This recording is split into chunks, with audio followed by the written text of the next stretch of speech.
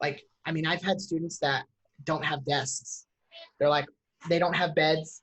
Their whole life is in their little apartment, and it's on their couch. That's their bed. That's their desk. That's their everything. And so I'm like, no wonder you don't get homework done. No wonder you can't focus.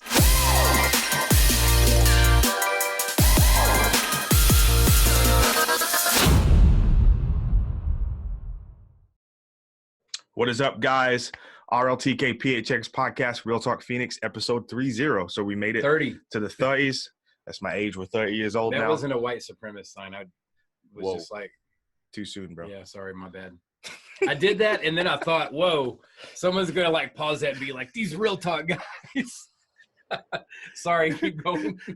Episode 30. Super grateful to be here. As always, having a good time, enjoying what we do. Yep. We're so grateful for you, our listener, who plugs in and listens to these crazy conversations we have with ourselves and with our guests. Speaking of guests, I have a really special guest for you today.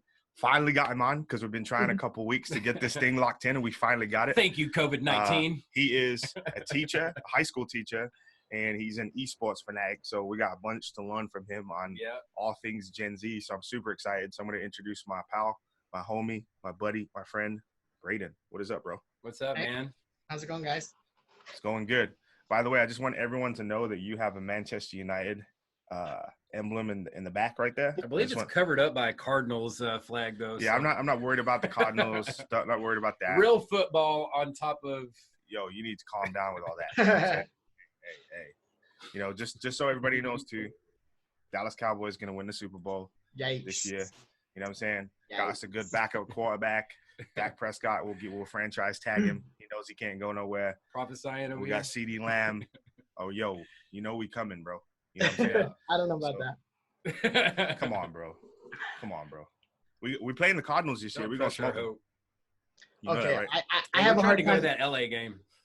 I have a hard time defending the Cardinals because even when we're good, like even when we went to the Super Bowl, we were only 9-7. So that's true. I feel you.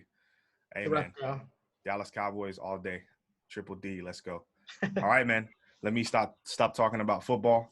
It shows you how much I miss sports. Yeah, I know. So, right? Yeah, man, let's dive in. Who are you? What's your story? Where are you from? How did you grow up? Just give us a little background and context of Braden. So I'm a Phoenix local, born and raised, pretty much just in the Center Valley. Lived in Glendale for a long time, and then went to high school in Glendale, went to college at ACU, Arizona Christian University, in Phoenix, and then teaching here locally at a high school here, and been married for 5 years. And my wife is also from Phoenix. So we've kind of just been born and raised Phoenicians. My story, I guess, would be that, I don't know, I didn't really want to be a teacher, but that's kind of just what happened. We always, in my family, we jokingly say, born into no, that's not the right thing. The family business. What is that saying? Like, just groomed into the family business of teaching. Yeah. Both my parents, that's cool. Both my parents are teachers. My brother-in-law's a teacher. My sister's a teacher. My other sister went for a teaching degree. Like, we're just all around education. And I was like, I'm not going to do that. I had like extended family and friends that were just like, don't get into teaching. And I was like, okay, I won't. And then but now you're teaching. I know, exactly. I was like, I won't do that. I'll do something else. And I thought I was going to go for like physics and engineering at ASU. And then at the last minute, I got a soccer scholarship to go to ACU. Oh, wow. And I was like, all right, I guess I'll go to ACU. And they're like, okay, what do you want to study? They didn't really have a ton at the time. And I was like, I guess teaching. Like, so I kind of just like walked into that. But that's been a very cool journey. I mean, I've gotten to mix a lot of my passions through the world of education. I always say, like whenever people ask me about like, oh, do you love what you do? Do you love teaching? I don't love teaching, but I love education, and I love the process of like growing people or helping being there when people are growing. That's great. Because it's not. Is that what you would say the difference is between education and teaching? Oh, yeah. How would you define those? Yeah. So, I mean, I don't know how other teachers would necessarily call themselves like just a teacher, but even that saying is like, I don't like when people say that, like, oh, you're just a teacher. It's like, I don't know, like, I feel like it's a lot more than just outside of the classroom, like like the educational system or the philosophy of education that goes way beyond just the classroom. So I love coaching. I coached my first year teaching. I coached football, soccer, track, and I also helped with softball. And then I started Gamers Club, and we had like 100 kids join Gamers Club. Oh, wow. That's cool, man. And then I was helping out with some other stuff too. Like that is what I feel like teaching is all about, like all the other extracurricular stuff that you also get to do with that. But so if it wasn't for all that, actually, I probably shouldn't say that, but like teaching is awesome. Being in the classroom is awesome, but like it's all the other stuff. I will jokingly say like teaching in the classroom is getting in the way of all my other like. That's funny. my other stuff.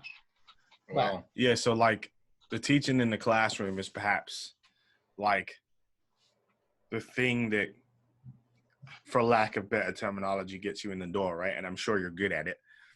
But what gives you life is all the things that you do around that make. I get what you're saying. It's kind of like, you know, you played soccer, I played soccer, right?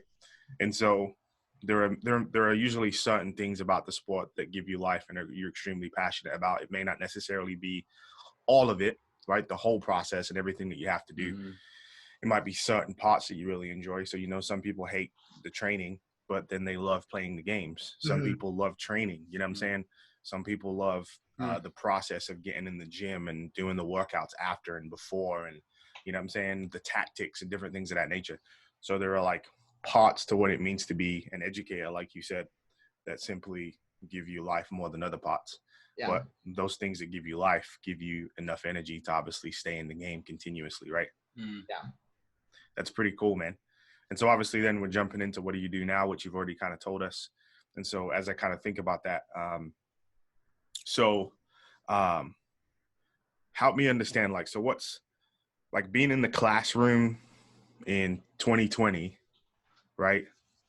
Engaging with a bunch of GenZers, like, what does that look like? Like, what are you experiencing? What are you seeing?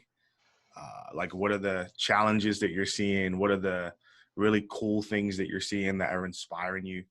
Like, what's going on? Help us understand.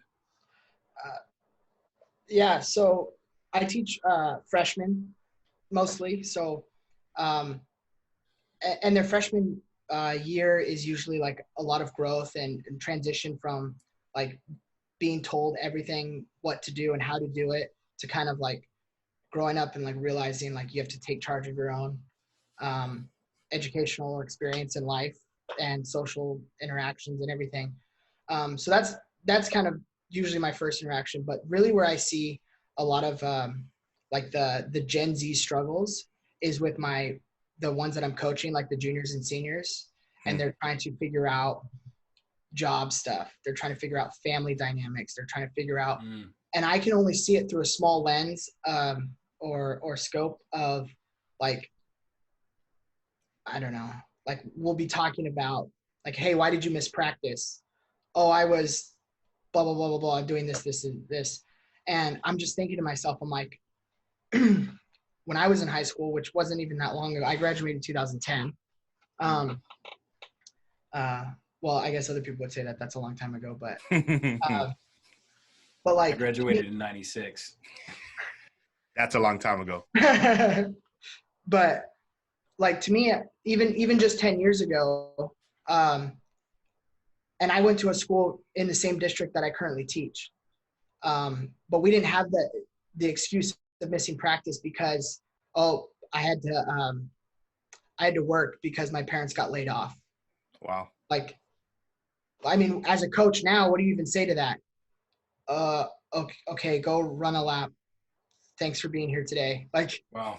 Like, I mean, you want to go run a lap for asking? Yeah, I know. It's like, oh, sorry, I didn't mean to bring that up. Would you say that Gen Zers are under more stress than previous generations? Yeah, I mean, I think so. I mean, every generation has stress, and it's just different, and it's how it's what their support structure looks like, to how to handle it. Because I feel like they're on their own right now. I mean, especially to be hit with this COVID-19 stuff. I mean, we're trying to, as educators, we're trying to be like, okay, how do we make sure that we're still getting these kids to finish their schooling, still being educated, still having mental engagement with their curriculum and their content, so that way they're not super far behind for next year. But then balancing at the same time, like, what if they can't log in today because they really are working all day? And I mean, I've literally had students where both of their parents have gotten laid off. They're the only one that still has a job, and their hours got cut back to one day a week. Yeah. And then we're like, hey, why haven't you finished your project online yet? Why haven't you finished your PowerPoint? Who cares about the PowerPoint? They're just trying to survive right now. Right. So I think a lot of that too, man. Like, if you think about it, before all this hit, that same generation lived through, for the most part, a big deal of them, a large portion of them lived through the 2008 recession, you know? And so it's just been like one thing after another for Gen Zers concerning like economic strains, either on their families or on themselves. And so, I totally agree with that. It feels kind of, especially so from the educator side of it, where we always say like education's the way you get the proper footing to like get ahead in life. But I mean, these kids haven't had the proper opportunity to get ahead. I mean, we're saying that education's that stepping stone to I don't know, like if you watch all those like old classic movies where they talk about like Coach Carter, it's like, all right, your way out is through basketball. Your way out. Right. Or Remember the Titans. He's like, Louis Lastic, all you got to do is get a C average and then you can go to college. Right. But like for these kids, I feel like we're fighting against just beat down after beat down after beat down. And we're like, come on, dude, like you're a great kid. Like I have a kid that's he should be running track for a huge school. He's also he's one of the fastest kids in the state. He's top 1% in his class, graduating class right now. He's taken every AP class that we offer.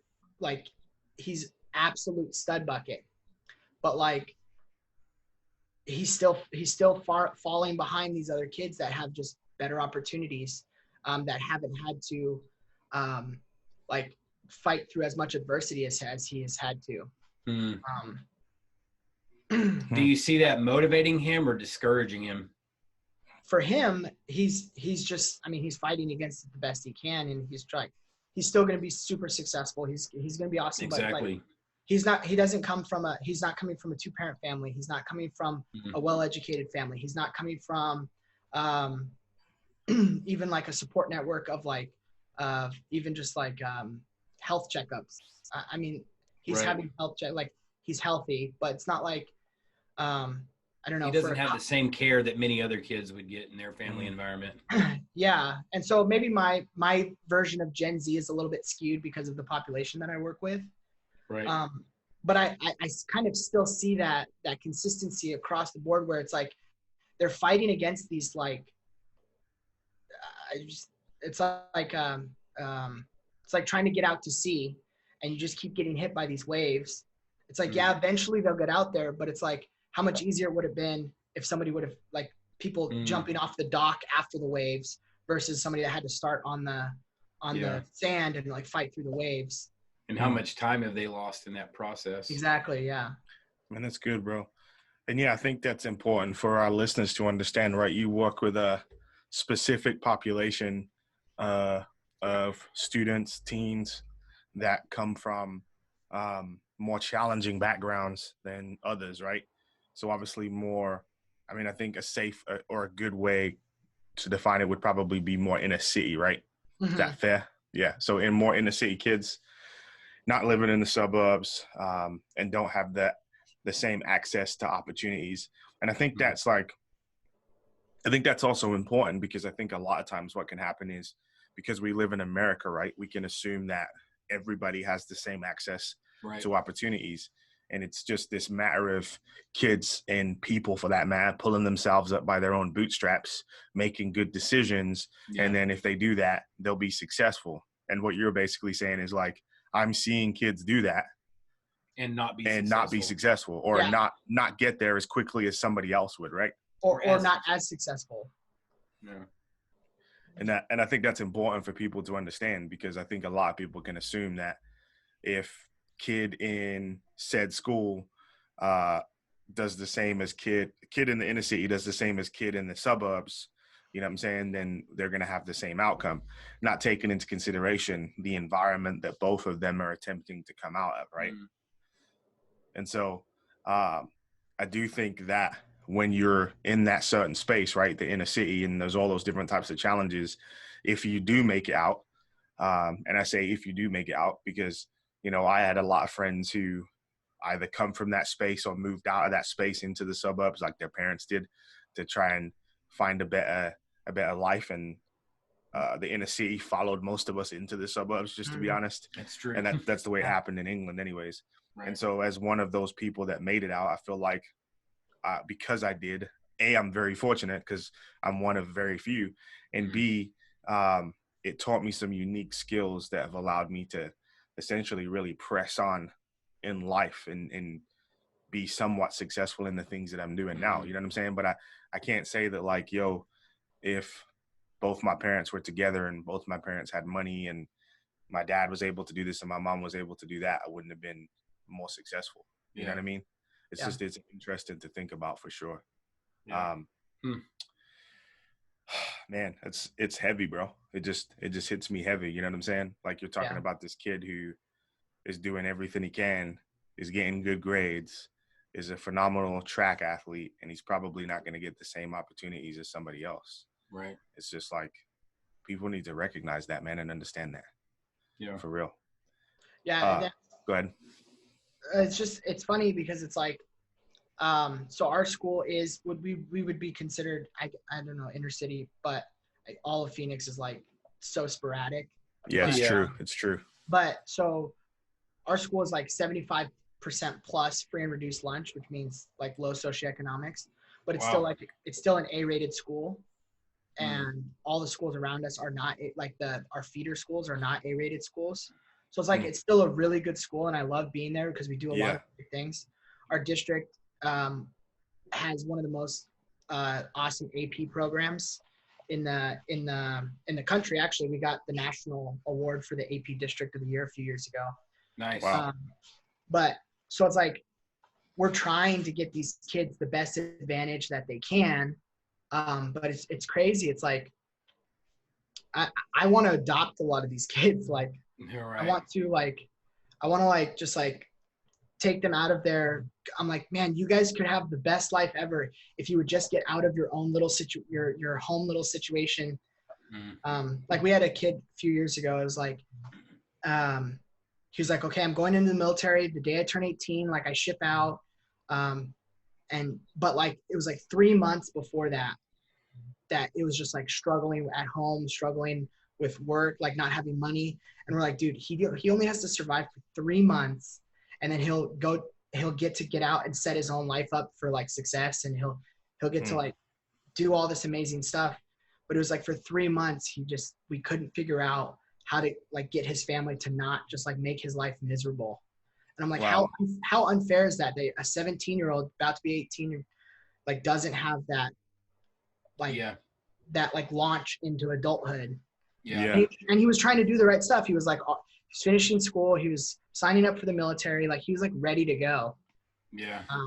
What was the reason, if you can, what was the reason, or what was part of the reason why his family was like making things difficult for him? I mean, just like, I think it was like family jealousy stuff. Okay. Like, oh, you think you're better than us. Why are you trying to leave? Like, you need to stay here and work and give us your paycheck. And that makes sense, man. And I think a lot of people miss that too, right? Because me and John have been really talking about this a lot. like we're Americans, right? And so we're very individualized, self-actualized, go do your own thing, achieve your own dreams, so on and so forth. But for a lot of other cultures, especially when you're talking in a city, you're talking, you might be talking refugees, you might be talking, you know what I'm saying, people from other cultures and other parts of the world that have come to make a better life for themselves here in America, which is what we want America to be, right? And what happens is they bring their culture, right? So they're very much more collectivist. So they get their sense of identity from the whole. And so like, you know, when you start going to public school in America and they start very much teaching you individualistic ideas, it kind of rubs the tension of the family unit, right? Because the family kind of feels this person transitioning into a different kind of culture that's not their culture. And it might cause them to like, because they don't understand, right? And it's in the same way that we don't understand them. They feel like they're losing their they feel like they're losing someone from their family, and so they push back or they pull back. You know what I'm saying? Like in a lot of cases I've seen, like for example, with Latino families, they may not be allowed to speak English at home, right? And it's not that English is bad, but what the parents are saying fundamentally is like, we're not gonna lose our sense of self, even though we live here. We're not gonna forget who we are and where we're from and what it means to be us. You know what I'm saying? And I don't think there's necessarily anything wrong with that, right? But I think what has to happen is we have to help the student and the family think about it a little bit differently. And I mean, that sounds like a bit of an impossibility with you as a teacher and all the other things that you have going on. You know what I mean? For sure. I think that's one of the things though that America does to people. You know what I mean? Like when I was a kid growing up, there was this concept of America. It was called the melting pot. And essentially what that meant was like all cultures come here and whatever they were gets melted into this one thing. So you lose your identity and whatever comes out on the other end, that's what America is. It's like this mishmash of cultures.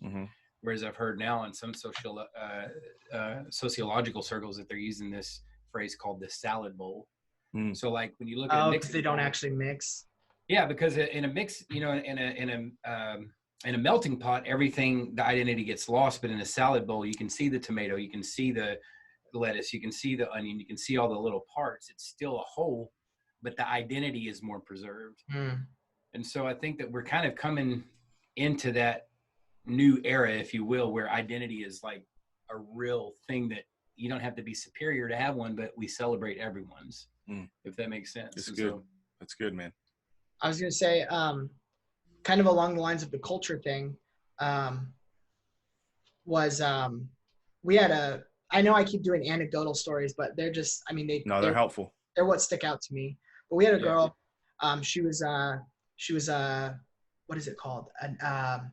She made the national team for, not national team, but the national honors for wrestling. Like,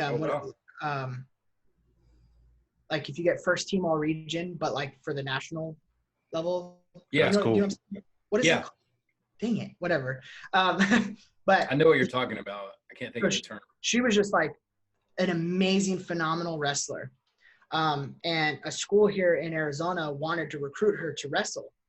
And the teachers are like, just like, okay, at our school, like, what do we need to do?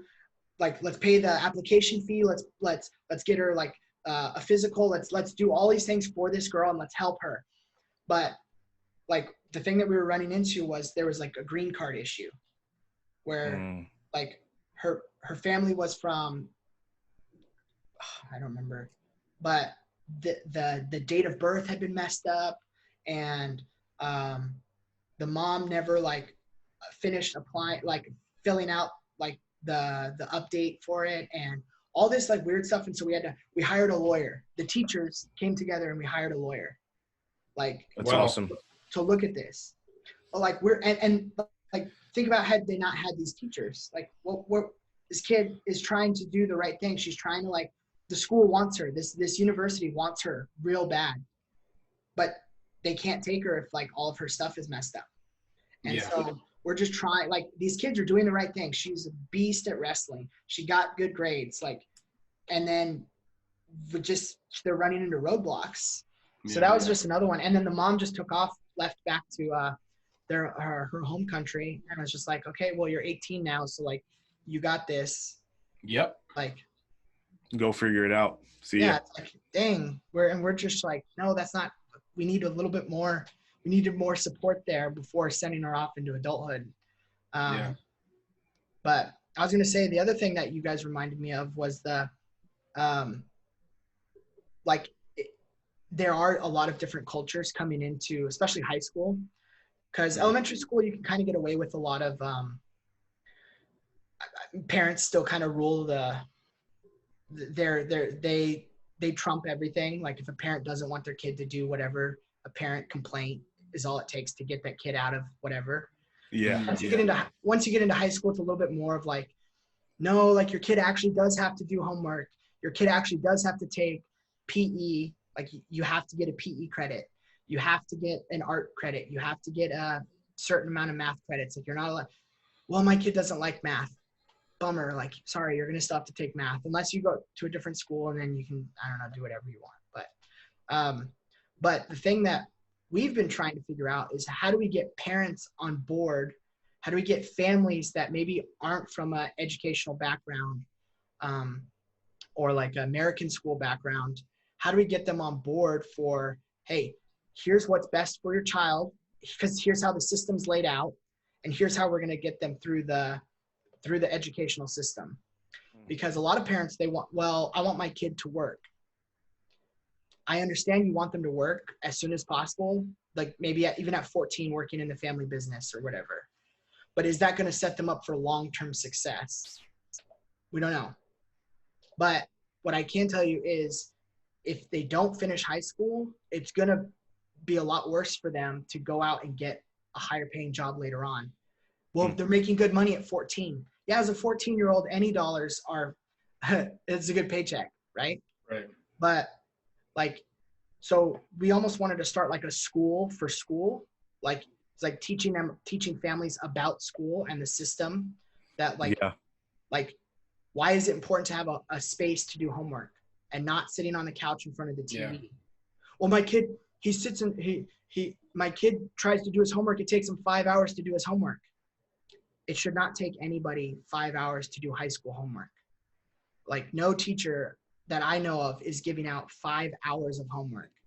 The reason it's taking your kid 5 hours of homework is because they've never learned how to do homework. They need a secluded space. They need free of distractions. They need the time, like to not get interrupted by family. Come do this, come do this, come do this. And I understand that that's really hard for families that need babysitters. They need to take care of, they need to make the meals. They need to go finish chores. I understand that. But like, if you give them 20 minutes to crank out some homework I've had students that don't have desks. They're like, they don't have beds. Their whole life is in their little apartment, and it's on their couch. That's their bed. That's their desk. That's their everything. And so I'm like, no wonder you don't get homework done. No wonder you can't focus. So one of the ideas was that we were trying to start like a school for schooling, like how to teach parents about like the proper way of giving your kids the advantages that will help them be more successful in the long run. In order for them to, I don't know, kind of bridge the gap that I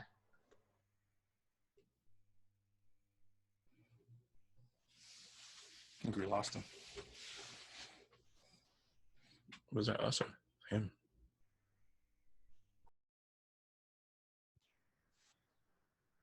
Yo. Oh, there you are. I have no idea what just happened. It's still recording though, which is weird. Is it the same stream or? It's what it says. It says it's recording still. Okay. So for whatever reason, it just went down and came back up. I don't know if Zoom like crashed or something. Was it my internet? I don't think so. I think it was our side. I don't know how ours crashed. We have freaking Gigablast. Yeah. It might have been the computer. I don't know. Okay. Anyways, so you were saying you were talking about schooling. I'll just edit it. Don't worry about it. Where do you want me to start? You were talking about the kid on his couch. Yeah. No wonder it's so hard for him to focus. Yeah. So actually, it's that same kid that I was talking about before, the track kid. Yeah. Literally, his whole life is secluded to the couch. I mean, that's his bed, that's his workstation. And I'm like, how the heck is this kid so smart, such a hard worker, has all these like this amazing drive, these amazing creative ideas. He's brilliant. And I'm like, but I wouldn't do homework if I was just sitting on the couch. Right. Like, I don't know. It's crazy to think that like people don't understand the value of like a workstation. Like, so we wanted to do like this schooling for like parents or school, like just to educate people on the, like the value of certain things. Like, why is homework important? Why is studying in a secluded area important? Why is, don't do homework at 1 a.m. Like, because sleep is also more important. Like, right. But like, and the trade-offs, teaching them trade-offs of like, yeah, you might work at a young age and you might make some money and help your family, or finish high school, go to college, and then really support your family later on. How much of that do you think has to do with the love of learning? You know what I mean? Like, it's hard to motivate someone when they don't love or enjoy the content that they're trying to learn. So how do you provoke them, if you will, as a teacher, or inspire them to love learning? And I think that that's kind of the reason why when I look at GenZers, a lot of them are just done with school as an institution. And I think that trend is only going to continue. I'm not saying there aren't going to be specialized schools and people like yourself who obviously have a higher level of care for the students. Like the story you were telling earlier about all of these teachers banding together for this student to get a lawyer. Crazy. I haven't heard of stuff like that. Oh, dude. I think most teachers are punching in and punching out, getting that check, putting it on the kids, and they're like, hey, your parents need to help you, or you have YouTube. And the kids are like, you're right, I have YouTube. Why do I need you?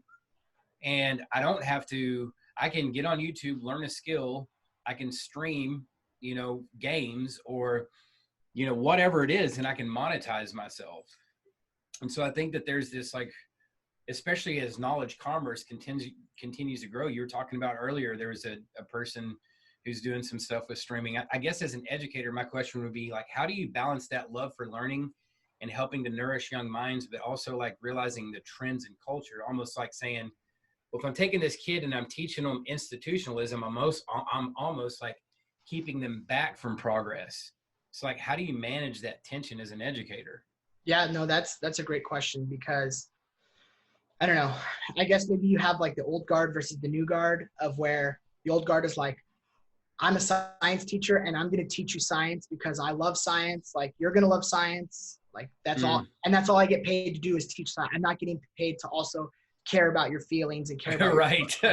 Like, which is, like, I get it. It's true. That is a true statement. You are not getting paid to be their parent. You're not getting paid to be their babysitter. You, like, 100% I agree with that. However, that's also like a football coach that says, well, I'm just here to drop strategy.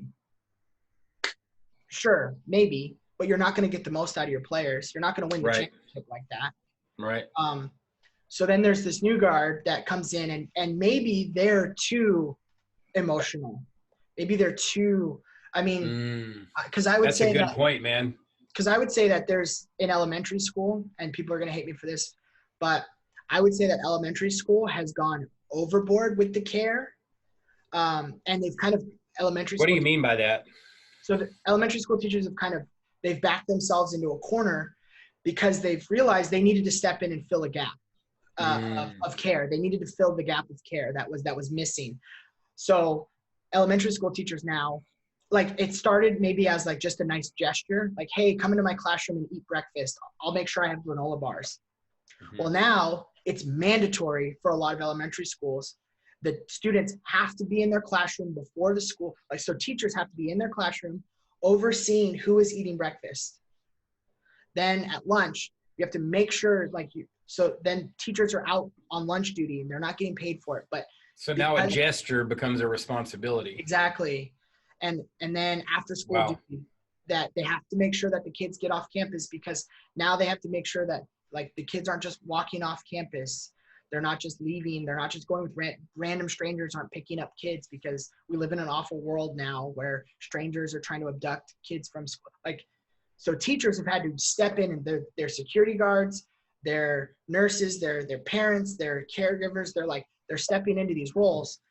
And that's not a bad thing, but I think it's almost so much that now elementary schools, and I'm sure it's everywhere, junior high and high schools, but these teachers are stepping into a role that it's not a teaching role anymore.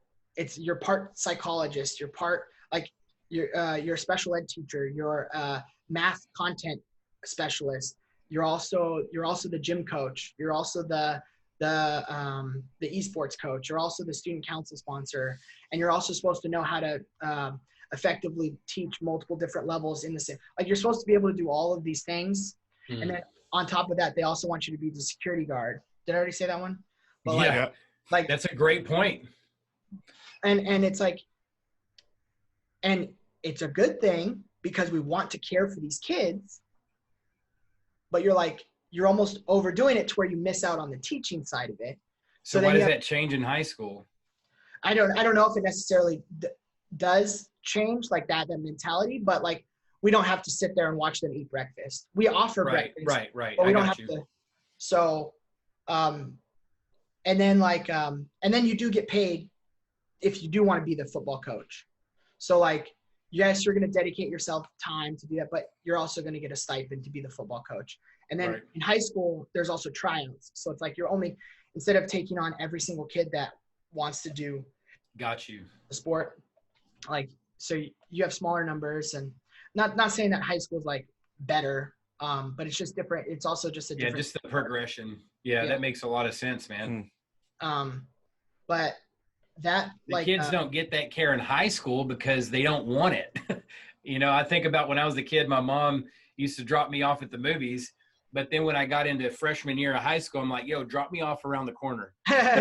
You know what I'm saying? Like, before, like, my mom's care was something I valued. But then when I got older, it was something that irritated me. Yeah. And so then that balance between like makes old guard sense. and new guard is like, you have to realize that. So like for me, my degree is in secondary ed social studies, but I'm teaching science. Well, that's okay, because to me, I'm not teaching I'm not the old guard that is like, I'm only going to teach my content and that's the only thing that's important.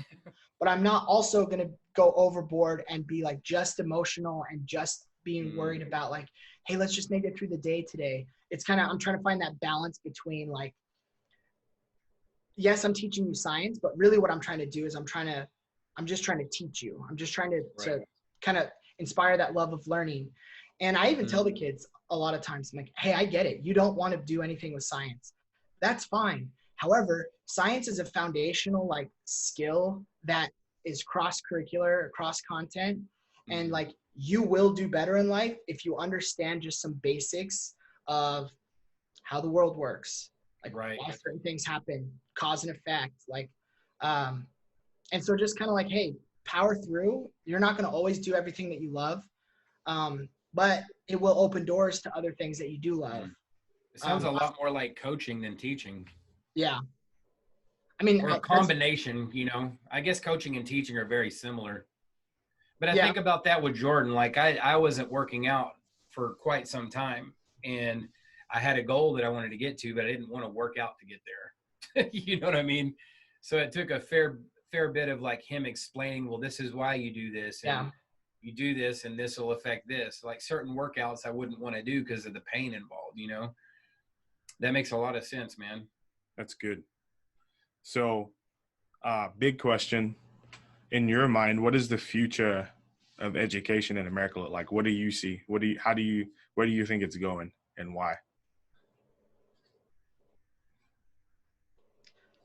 I mean, I've thought about this a lot. So I did my master's program in educational leadership, and that was kind of like, all of my focus was on like, what is it going to look like down the road? What is at least for me, it was public school. What does public school look like 20 years from now? And to me, I think there has to be a huge revolution in public education from things like scheduling. Like, it doesn't make sense that school starts at 8 a.m. And some people are like, well, that's crazy. Why would you start any later? I'm like, college doesn't start till whenever you sign up for it. Right. Or you can't give kids that choice. I don't know. Maybe we could. I don't know. But I think that that's going to be a different thing. Some families, it might work out better to start school early in the morning. I mean, I know a ton of kids, even from when I was in elementary school, they were getting dropped off at 5:30 in the morning, and school didn't start till 8 o'clock. Right. It was because their parents had to go to work. So they were doing this like before school care. Then they went to school, and then they got stuck there after school care too. So I don't know, maybe they could just change. So the actual schedule, I think, will change.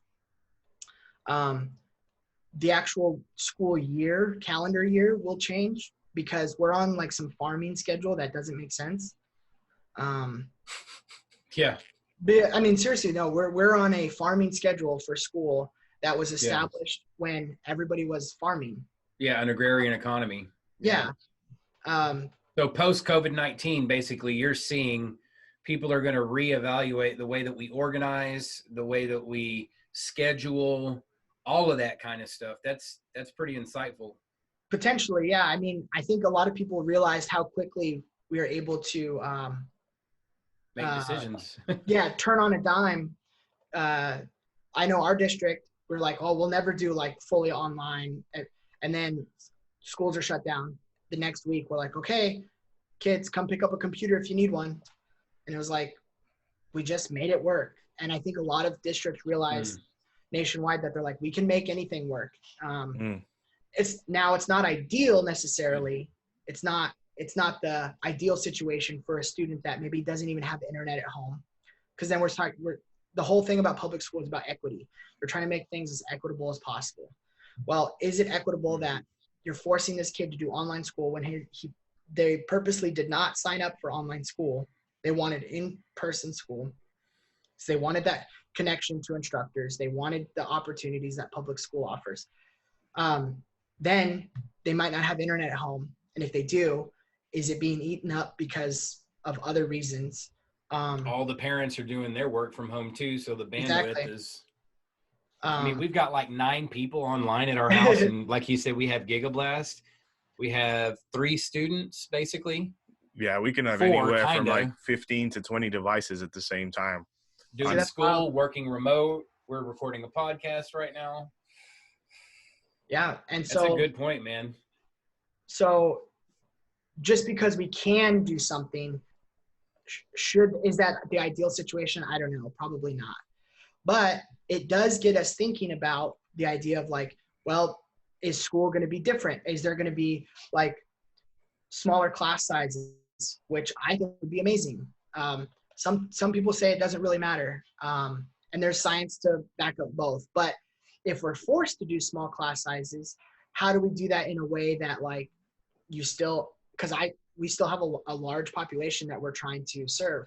So maybe a small class like that meets in the morning, small in the afternoon, and then like you do that throughout the day and you kind of stagger all of your students, which might actually end up being a really cool system because then kids aren't in school all day, every day. And if they do want to start working, I don't know, maybe it's not the craziest thing anymore.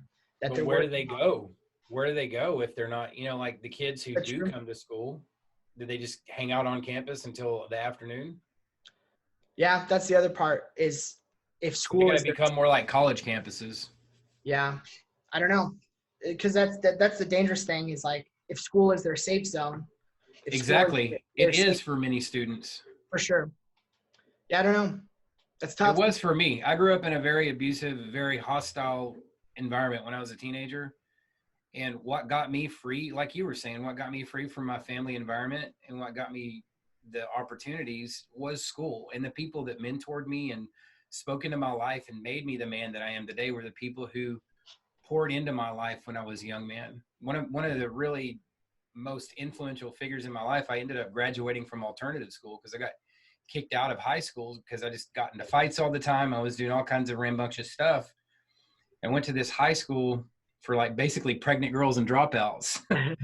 And I was telling my teacher, his name Dan Chadwick, he was like a retired football coach at this really small, East Texas town, and he's coaching this alternative school.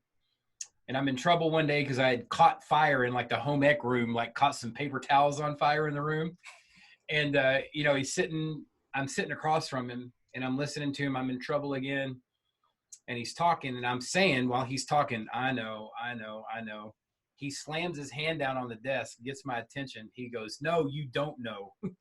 He's like, why don't you just say, shut up, old man? Because that's what you mean to say, right? And I remember it just gripped me. I was like, man, this dude's going in on me. He's got my attention. He starts to tell me all these things like, John, if you keep living like this is your last chance, man. Like, how many more opportunities you think you're going to get? You're going to end up in prison, da-da-da-da-da. And I just remembered thinking, like, thank God for Mr. Chadwick, because that wasn't people weren't telling me that stuff. Sure. Yeah, and that's the thing. It's like, so. That's what I get scared of kids missing out on. Like you said, the teacher, for me, Mr. Chadwick wasn't just the guy that made sure the teachers turned my grades in and I got credit. He was like a mentor to me. Sure.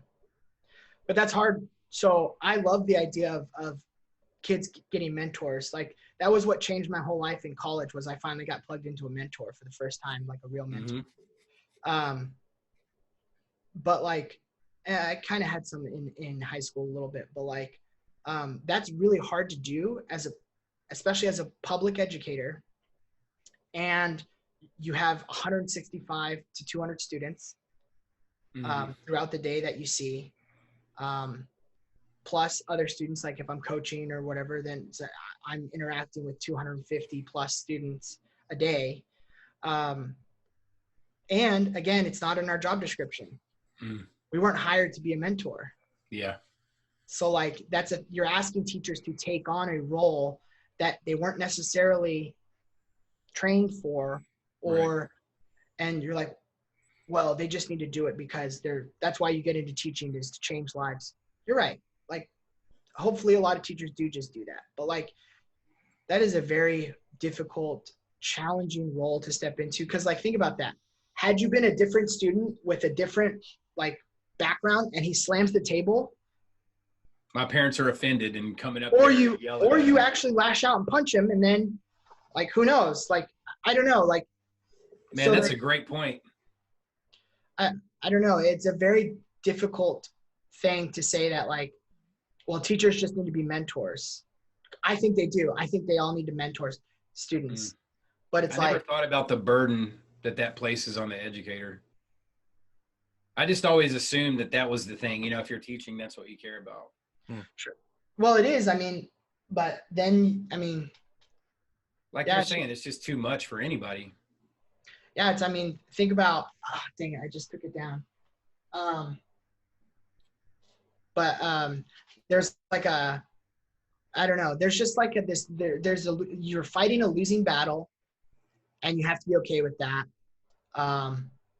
Because every once in a while, like, you have these shining examples and it's worth it. And, but it's just hard because, like, especially right now with COVID-19, a lot of people are realizing how difficult it is to balance all of those things of like meaningful instruction, like missing out on all of these like big school things like prom and like graduation, social interaction that your kid would normally have had, and sporting events. You can't get scouts to see you because your kid's exactly. So there's a lot going on behind the scenes that I think educators are like finally getting some recognition for, but it's also like, I don't know, especially with GenZers right now, I think there's like, we might talk about education I could probably talk about education for forever, but it's not just right. It's not just education. It's seriously, it's just like, I think we've talked about this before too, but they're just, their life is so much different than what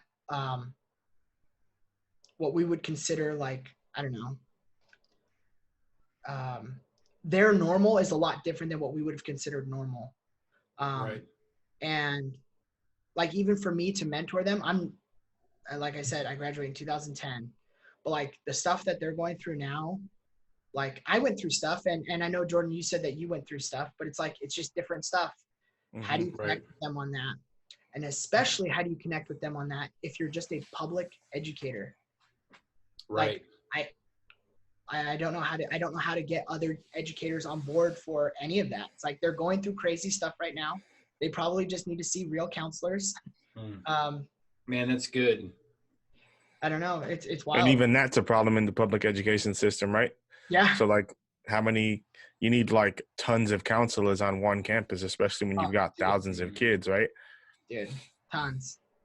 And so, yeah, it just sounds like from everything you're saying, we as a society need to do a better job with public education and being engaged in it, from the family standpoint to, are there things that need to be added, like you're saying, counselors and mentors and different things of that nature. And then, every time I hear on the news something's getting cut, it's usually the education budget. Right. Do you know what I'm saying? And it's kind of crazy to me that that's the case. And then we all know that teachers don't necessarily get paid the best, right? And you guys are doing arguably one of the most foundational jobs that needs to be done in our society in order for it to even continue in the direction that it does. And I mean, even if education changes, we're still going to need educators. Right. We're still going to need people to change and to teach the new style and new form by which we go about educating young people, right? And so, yeah, bro, it's good. It's a lot to consider and a lot to think about. It sounds like a pretty complicated world. I actually left teaching. Did I tell you guys that for a little bit? No. I went to go work at a financial institution.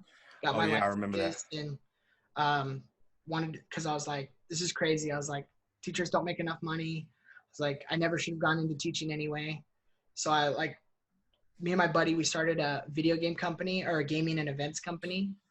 And at the same time, I was like, I'll just go start working at this company that he works for.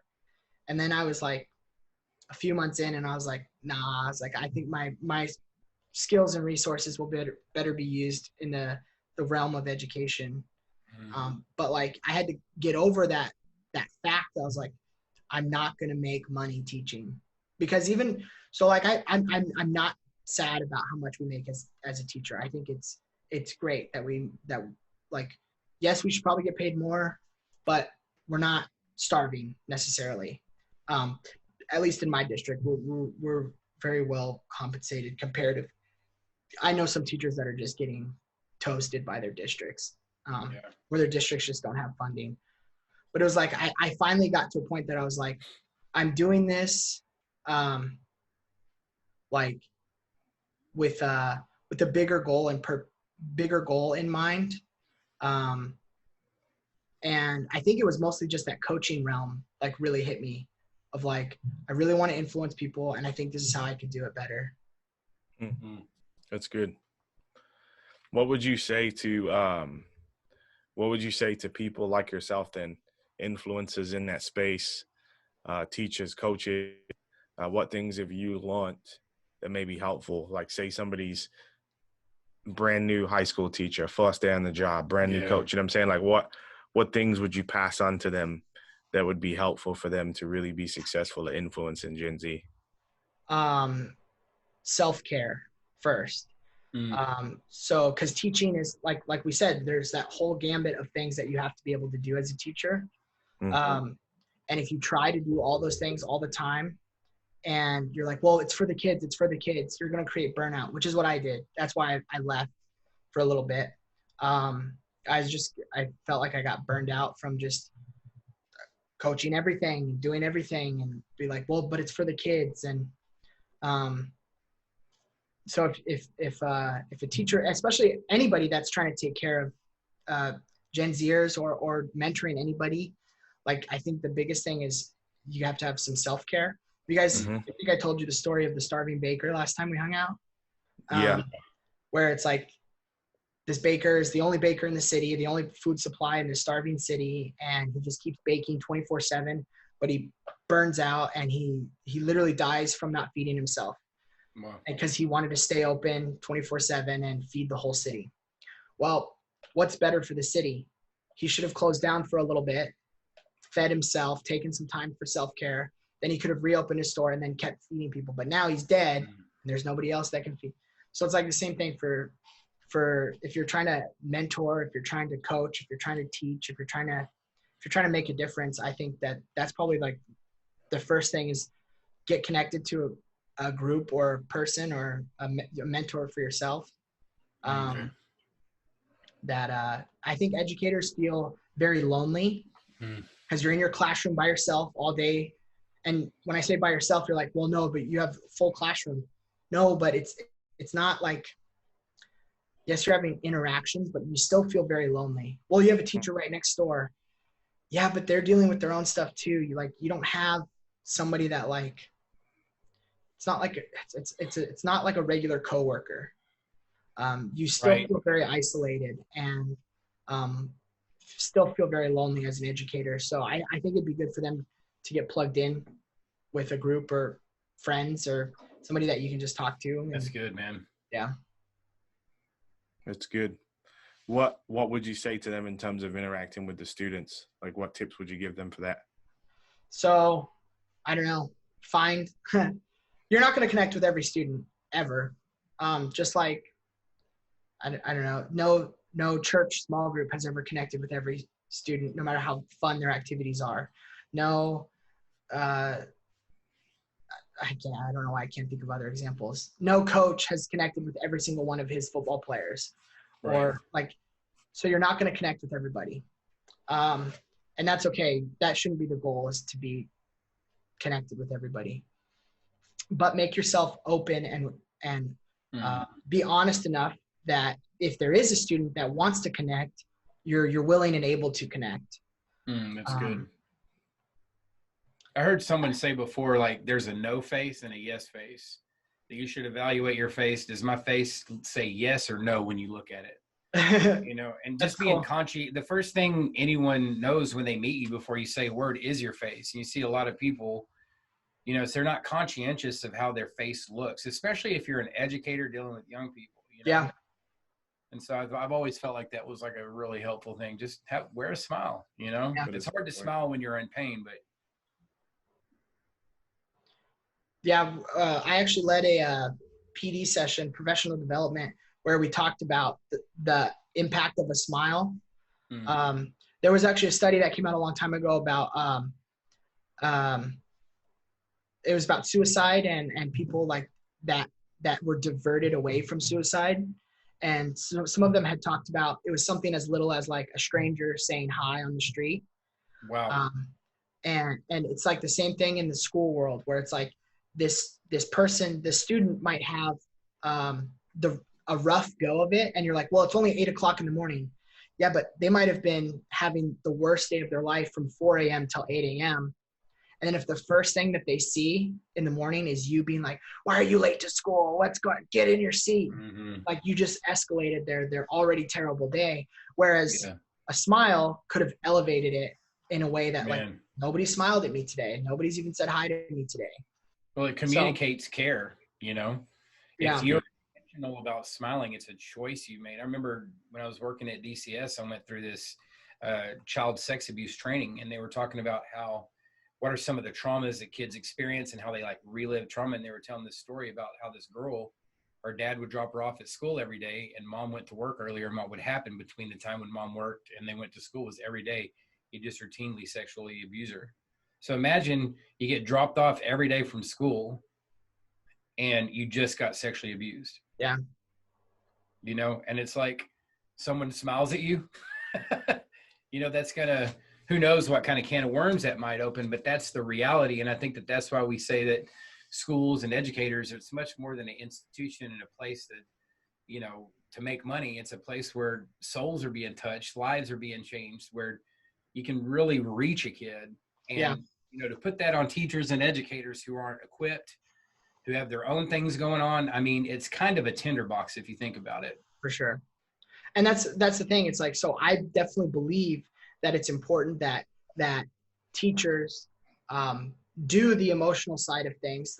I think that the more teachers evaluate their own EQ, like their emotional intelligence, like the better they'll be able to serve their students. They'll be able to make those connections. Like one of the things that I pride myself on is that I have very few discipline issues, and it's not, it's not because I'm a better disciplinarian or I have a better classroom management style.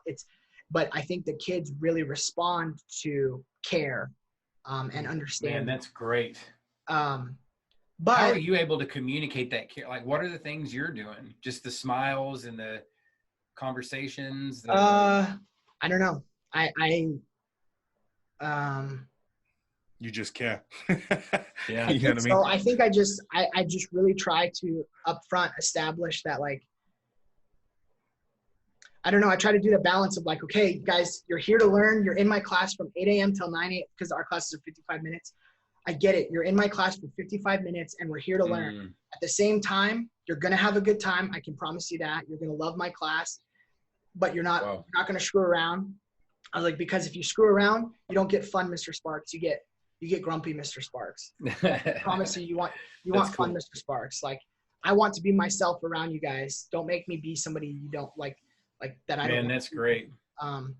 And then I don't know. I really try to connect with the students. I learn their names. I talk about myself a lot up front, that I play video games, that that I played soccer, that I've coached all these things. And then I try to get that out of them as well and then make those connections.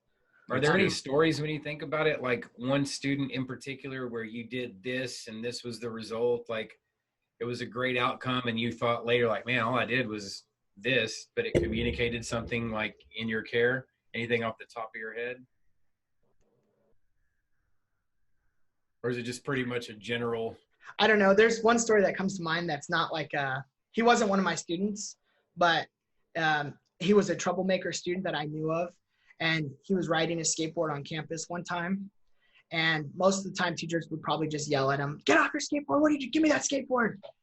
And what I said, I don't know why, but I jokingly said, I was like, because he did a trick or something. I think he did like a kickflip or something on his skateboard in front of people. And I was just like, dude, just a kickflip? Come on. If you're going to ride your skateboard on campus, at least do a tray flip or I don't know what do something. I was like, do something cool. He's like, that's what? Awesome. I was like, what? You want me to show you? And I jokingly was like going to take his skateboard away. I was like, hey, we can do this another time, but don't ride your board on campus. He's like, all right, Mr. Sparks. All right. I was like, I got you. Man, that's cool. It was really funny. I don't know why that, just like, instead of like beating him up about it, like I joked with him. And I don't know, maybe that could have gone bad. Like had he already been having a rough day and then he feels like a teacher's clowning on him, that probably could have gone bad. I don't know. But it worked out in that situation and it worked out really well for him to not like respond poorly. Yeah. But I'm sure to some degree, like I even think about it, and I guess it kind of transitions us into the last question I have, which is like, how does your faith intersect with what you do? I think about this reality that, like, Jesus, his reputation followed him. And so when he talked to people, they knew he had a reputation, so they responded differently to him. And maybe you have a reputation on campus, so he responded differently to you because it's like, oh, it's Mr. Sparks, and Mr. Sparks is cool. And anything I've ever heard about him is like, yo, he's a dope teacher. So perhaps, students respond a different type of way to you. And I know it was that way for me in school, you know what I'm saying? And I know, like, when I've had conversations with young people, they're talking about you, you know what I'm saying? They're passing on information about you. They're letting, like, I know when I was in college, and I know this is a little bit different, but like, when you'd ask, hey, which teacher do I take for this class? Yeah. You'd ask all your friends to make sure you don't get the teacher who's like a hard ass, right? You want to get the cool teacher. And so I think you do the same thing, right? Like, hey, is Mr. Sparks cool? And then your friends are like, yeah, he's dope. You know what I'm saying? And so when they see you, they have a level of trust already because it's been borrowed from their friends. You know what I'm saying? And by the sounds of what you're doing on campus, it kind of sounds like that would highly likely be the case. But yeah, man, how does your faith intersect with what you're doing as a teacher? I probably should have thought about this question a little bit more. Everything. Yeah, I mean, I don't know. So I've been burned by Christianese or fake Christian. Like, so for me, the most like Christian thing that you could do. Christian, I don't even know. I don't even like that word. I know it sounds bad for me to say that, but no, it's cool. No, man. it makes sense, bro. We just want to hear your heart. But for me, like, well, so this is First John 3:16. For this is how we know love, that Christ laid down his life for us, as we ought to lay down our lives for our brothers. Wow. Like, live a sacrificial life. And I think that that's probably where, that's probably why I came back to teaching. Because I love the world. I love the financial world. I'm helping a friend run his company that he has a financial institution. And I love the esports world. I love me and my buddy, my best friend from college. We lived together even for a little bit. We started our own esports company and event hosting company. But coming back to that idea of like sacrificial, like loving people, that's where like my faith really comes out. So I try to love the students in like a very real way. I try to be there for them. Like I can, if I can tell that they're having a rough day, I'm not going to press them. I'm not going to push them for like, hey, what's the answer? Give me the answer. I called on you. You got to give me the answer now. It's more of like, hey, you know what? Let's try again tomorrow. I know you're probably having a rough day. That's good, man. And you build it up to where they know that you care. And I don't pry. I don't try to like get them to tell me anything. That's good. But I allow them the space and opportunity if they do feel like they need to share, or they